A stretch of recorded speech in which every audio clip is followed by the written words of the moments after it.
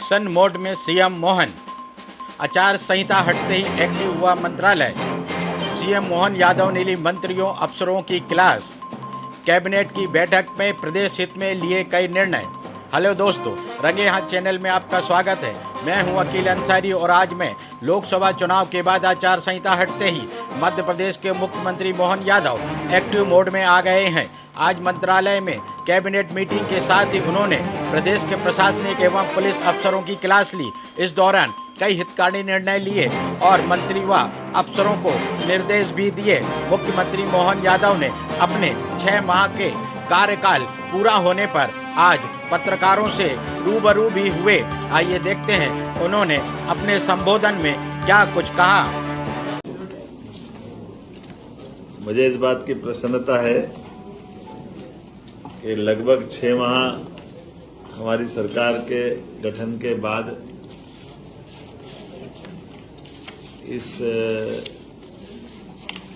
सरकार के गठन के साथ कुछ निर्णयों पर हम लोग आगे बढ़े थे। आप सबको मैं कुछ जानकारी देकर के आज की इस प्रेस वार्ता में चर्चा करूं, उसके पहले आप सबको नमस्कार भी करता हूं और उम्मीद करता हूं कि जिस प्रकार से आप सबके सहयोग से हमने 6 माह में, खासकर 3 माह में कुछ निर्णय किए थे। 3 माह आप सबकी जानकारी में आचार संहिता के दरमियान चले गए, लेकिन उसके बावजूद भी सीमित दायरे के अंदर जो शासन की व्यवस्था हो सकती है, लोकसभा का इतना बड़ा चुनाव कराना, और जैसे मैंने पहले भी कहा था कि ये हमारे लिए बहुत बड़ी चुनौती थी। लेकिन मैं आपका भी आभार मानता हूं, सभी इससे जुड़े हुए पक्षों का भी मानता हूं और विपक्षी दल के लोगों का भी मानता हूं कि सबके साथ मिलकर के चारों चरण के चुनाव में किसी भी जिले में ऐसी कोई घटना नहीं हुई जिससे हमारा ये लोकतंत्र का पावन पर्व कहीं कलंकित हो। मुझे इस बात का संतोष है। सभी पक्षों ने अपने अपने ढंग से चुनाव का प्रचार किया, अभियान चलाए, अलग अलग आयोजन हुए, लेकिन इनाल सब मिलकर के ये पूरा आयोजन शांतिपूर्वक, जो मध्य प्रदेश की पहचान है, उस प्रकार से ये अपना एक रूप लेके इसने अपना बेहतर परिणाम देकर के संतोष व्यक्त करते हुए, और एक और खास बात, यशस्वी प्रधानमंत्री को भी मैं धन्यवाद देता हूं कि हमारे अपने इस लोकसभा के अच्छे परिणाम के बाद उनने अच्छे से प्रतिनिधित्व दिया है। 6 मंत्री हमारे राज्य से बनाए हैं, इसमें 3 कैबिनेट और 3 राज्य मंत्री। छठा एल मुरुगन जो राज्यसभा कोटे से आते हैं, आप में से कई लोग जानते हैं, कई नहीं लिख पाए थे, तो मैंने इसलिए बार बार कोट किया।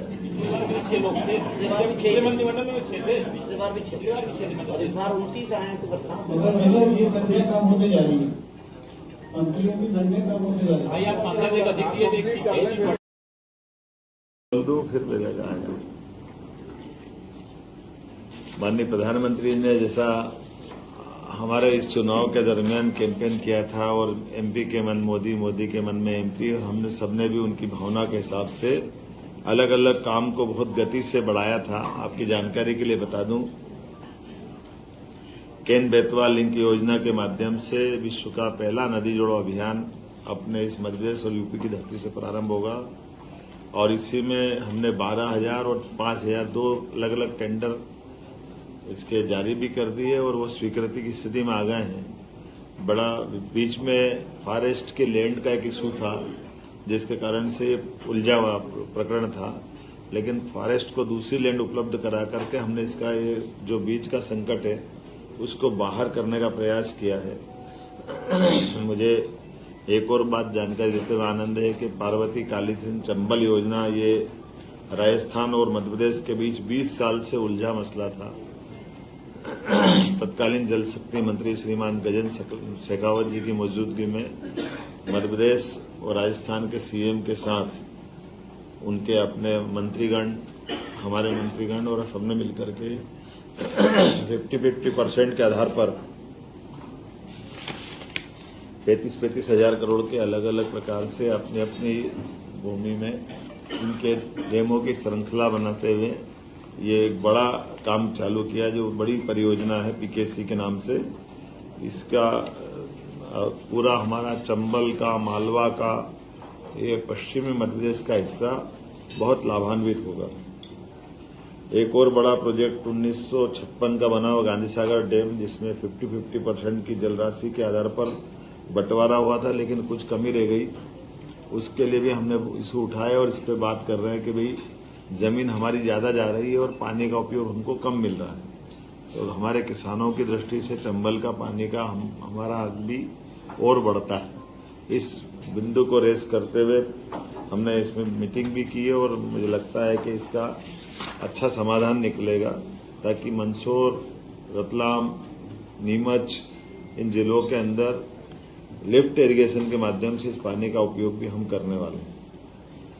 जैसे मैंने पहले बताया था, दोबारा बताऊंगा कि आष्टा तहसील सीहोर जिले में लगभग 60,000 करोड़ का नया निवेश औद्योगिक निवेश गेल इंडिया प्राइवेट लिमिटेड के माध्यम से बड़ा प्रोजेक्ट हमारा आया है, जिसके कारण से इथेन क्रैकर परियोजना के माध्यम से लगभग निर्माण अवधि में 15,000 और बाद की अवधि में लगभग 5,600 लोगों को रोजगार लंबे समय तक मिलेगा और इसके सहायक बहुत सारी उद्योग बाद में और लगने वाले हैं। कुल मिलाकर के जैसे मध्य प्रदेश में 283 औद्योगिक इकाइयों को 508 हेक्टेयर भूमि हमने आवंटित की। उज्जैन में मार्च माह में रीजनल इंडस्ट्री कॉन्क्लेव में ऐतिहासिक आयोजन किया, जिसमें 12,000 करोड़ से अधिक के ठोस प्रस्ताव हमारे बीच में आए और प्रदेश में 20,000 से ज्यादा लोगों को रोजगार मिलेगा।